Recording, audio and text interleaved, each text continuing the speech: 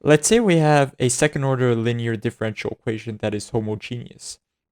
And we already know one solution to that differential equation, which I will call y1. Well, we can use the variation of parameters technique to find another solution, y2. And by using a linear combination of these two solutions, we can find the general solution to this differential equation. So far in my previous videos, we looked at how to solve a second order differential equation that is homogeneous using variation of parameters. But we only looked at the case where we have constant coefficients over here. But now we're considering functions a of x and b of x. And therefore we're looking at a more general case. But remember that in order to use the variation of parameters, you need to know at least one solution to this differential equation. So now let's try to derive a general formula for obtaining a second solution, knowing that we already have one solution. If we call that solution y1, well, we know that if we multiply it by any constant, let's say a, well, ay1 is also a solution to this differential equation. And this is due to the linearity property of this second order differential equation. We couldn't apply this property if this differential equation wasn't linear. And notice that we don't even need to know the form of y1. We can obtain a second solution with just a general notation for our first solution. And since we have something to work with here, we can use the variation of parameters in order to obtain the second solution. And so the idea behind it is transforming this constant into a function. So we vary the constant over here. Hence we have our trial solution y2. And the goal here is to determine the conditions that our function a of x needs to satisfy in order for y2 to be a solution to this differential equation. And in order to determine the conditions that a of x needs to satisfy, we have to plug this trial solution into our differential equation. Now I've differentiated my trial solution twice, and plugging these expressions into a differential equation yields this long and nasty expression over here. And notice that for simplicity, I've taken down the a of x notation. So I've just put a, but remember that a is a function now, not a constant. In order to deal with this expression, what we need to do is group the terms in terms of a prime, and a. So we have just a single term in terms of a prime, so a prime y1. Now what are the terms that depend on a prime? So we have this term over here, this term, and that's it. So plus a prime 2y1 prime plus a of xy. And so finally we deal with the terms that depend on a. So I've underlined them in red. And therefore we have a times y1 prime plus a of x y1 prime plus b of x y1.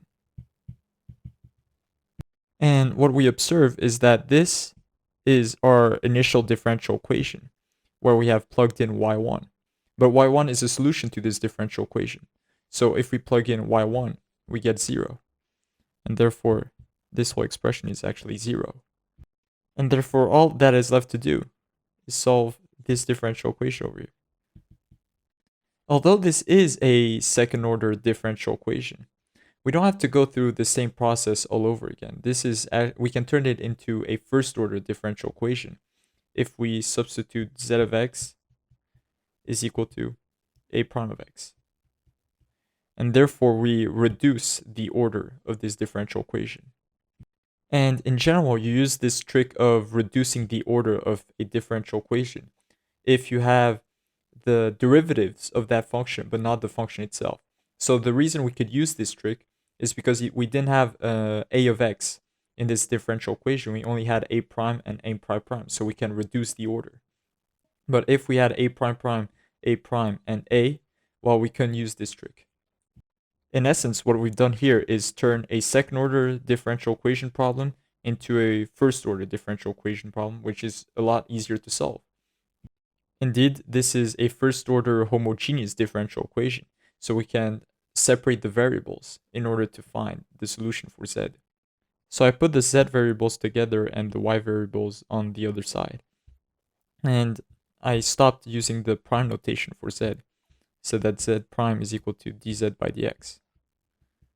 And I did this in order to emphasize the fact that we're separating the variables over here. And now we integrate on both sides. So what I've done here is I integrate on both sides. And I noted that the integral of a sum is the sum of the integrals. So we have 2y1 prime divided by y1 plus a of x times y1 divided by y1. So the y1's cancel out. And so we get the integral of a of x.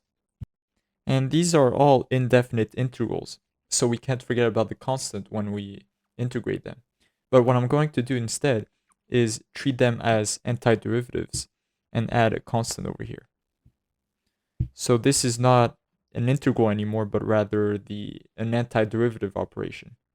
Finally, we know that minus ln of the absolute value of z, well, that's just ln of 1 over z. Well, the absolute value of 1 over z. Furthermore, the integral of 1y prime divided by y1, the antiderivative I mean, is just ln of y1. Now, 2ln of the absolute value of y1 is just ln of y1 squared. And I've taken down the absolute value sign because the square function assures that we're going to get a positive value over here. And taking the exponential on both sides of the equation, we get that 1 over z, the absolute value of 1 over z, is equal to y1 squared times e to the antiderivative of a of x.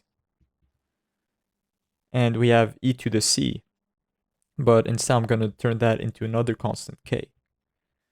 And k here is positive. However, if we take down the absolute value sign, k will become a real number. So it can be positive or negative, which is why I'll take down the absolute value sign. And therefore z is equal to e to the minus antiderivative of a of x divided by k y1 squared. So I've taken the reciprocal, and when we take the reciprocal, the exponent becomes negative. But we need to remember that z of x is the derivative of capital A of x. And therefore, capital A of x is equal to, well, the antiderivative of all that. So I'm taking the integral sign, but we're not considering the constant. So e to the minus antiderivative of lowercase a of x divided by k y1 squared dx. And since k is any arbitrary constant, I'll take it down, and instead I'll put a b here, which is also an arbitrary constant, and b is equal to 1 over k. And if you remember, our trial solution y2 was a of x times y1, and therefore we have derived the formula to obtain the second solution from the first solution. We have y2 of x is equal to y1 times b times this nasty antiderivative over here. And one thing we can also do to make this expression simpler is taking down the constant b. And the reason I can do that is because whether we have a b here or not, y2 will always be a solution to this differential equation, because multiplying by a constant doesn't change the nature of y2. And instead, to get the general solution for this differential equation, we can have a times y1 plus b times y2. And this is the general solution to our differential equation. And we know that this is a general solution because we have two arbitrary constants, 2 degrees of freedom, which is perfect because we have a second order differential equation. And so this is the formula for obtaining the second solution to a homogeneous linear differential equation with variable coefficients. And the way we derive the formula is by varying the constant associated with our first solution y1.